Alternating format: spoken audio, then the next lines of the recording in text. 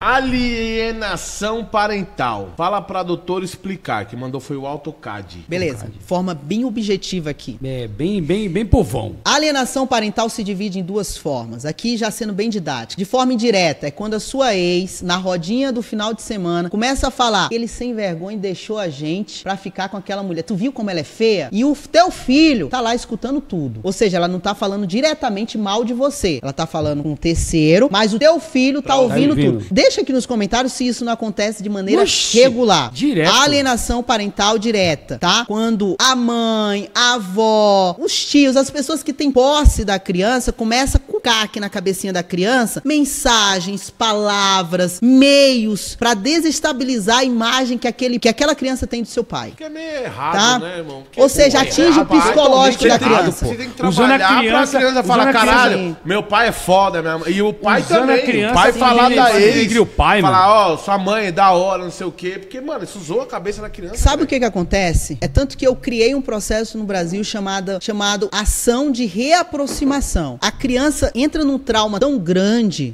por exemplo, um caso verídico.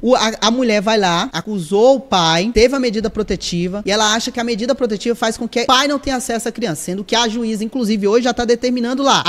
Essa medida protetiva é só para a mãe, não afeta os direitos paternos. Mas ela vai lá na escola, coloca a medida protetiva: ó, pai não pode chegar aqui não pode ter acesso à criança. Ou então a mãe, ao colocar a medida protetiva, ela vai para outro estado. Pera um pouquinho, deixa eu entender, doutora. A medida protetiva, então, é só pra mulher, não é pro filho. Só vai atingir o filho se tiver expresso na medida protetiva.